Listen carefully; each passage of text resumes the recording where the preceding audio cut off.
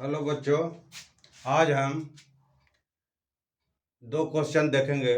पहला है projection of casting given shapes, draw the isometric view. अर्थात ऑर्थोग्राफिक व्यू दिया हुआ है, फ्रंट व्यू, टॉप व्यू। इन दोनों ऑर्थोग्राफिक व्यू की सहायता से हमें आइसोमेट्रिक में कन्वर्ट करना है। इधर इस तरह का आइसोमेट्रिक व्यू जो है उसमें बनाना है। तो ऑलरेडी मैं इस पर वीडियो बना चुका हूँ। आप नीचे के बटन को स्क्रॉल करके देख सकते हैं कि ऑर्थोग्राफिक व्यू से आइसोमेट्रिक व्यू को कैसे बनाया जाता है।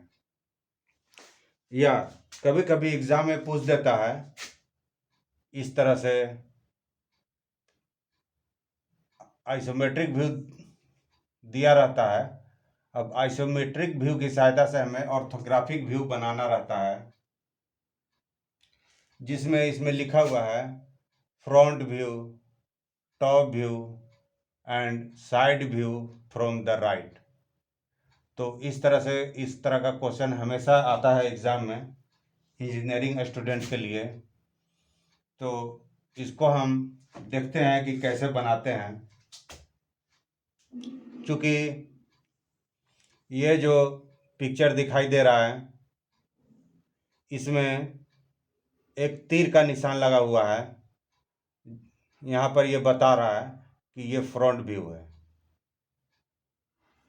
फ्रंट व्यू, सामने के व्यू को फ्रंट व्यू बताया गया है।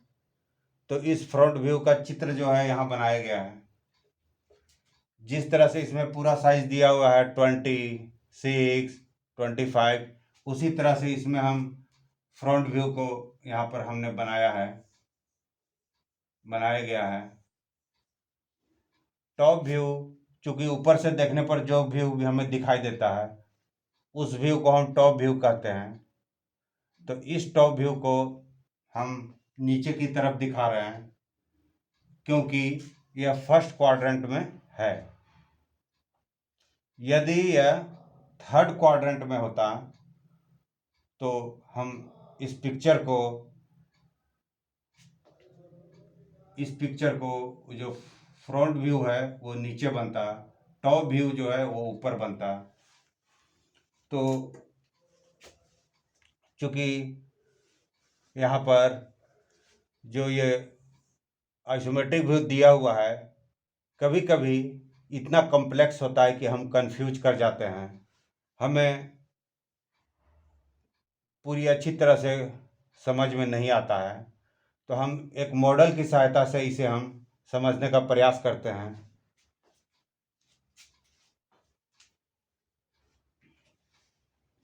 देखिए यहाँ पर ये फर्स्ट क्वाड्रेंट है। तो फर्स्ट क्वाड्रेंट हम इस तरह से हम दिखाते हैं। फर्स्ट क्वाड्रेंट इस तरह से दिखाते हैं। इसमें कोई ऑब्जेक्ट है, ये ऑब्जेक्ट दिखाया गया है। देखिए एक मॉडल है, इस तरह से कोई एक ऑब्जेक्ट है जो कि इस तरह से है। चूँकि हम दिखाने के लिए इसे सामने की तरफ से दिखा रहे हैं, इस तरह से ये जो पिक्चर है इसका प्रोजेक्शन वीपी पर बनेगा और ऊपर से जो दिखाई दे रहा है वो एचपी पर बनेगा।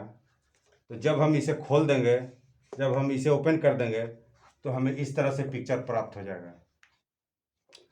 देखिए सेम टू सेम इस तरह से दिखाई दे रहा है ऑब्जेक्ट।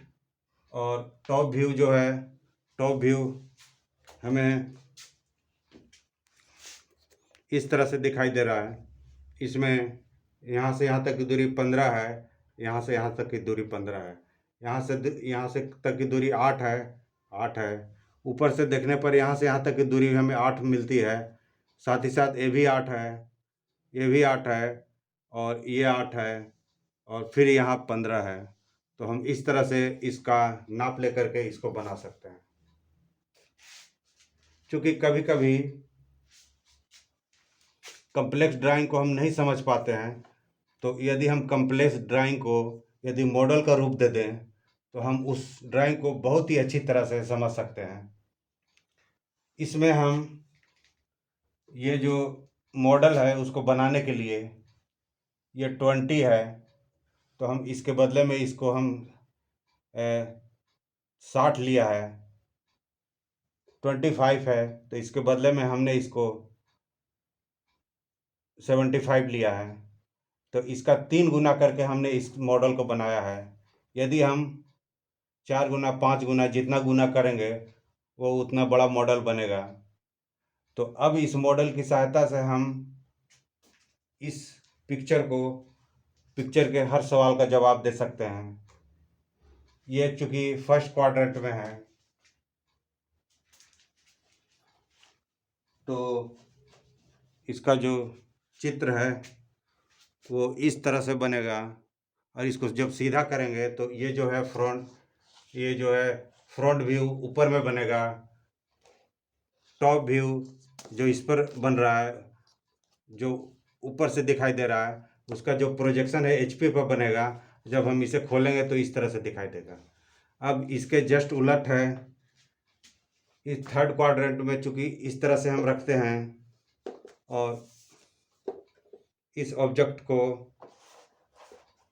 हम ऐसे रखे हैं, तो चूंकि हम हमेशा इधर से इस तरफ से देख रहे हैं, तो इस तरह से अगर कोई वस्तु पड़ा हुआ है तो इसका जो फ्रंट व्यू है उसको इस पर प्रोजेक्ट करके यहाँ बना। साथ ही साथ टॉप व्यू है वो इस पर बना।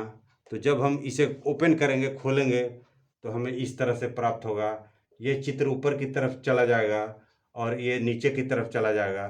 तो हम इस मॉडल की सहायता से बहुत ही आसानी से किसी भी चीज़ को पढ़ भी सकते हैं और समझ भी सकते हैं। धन्यवाद।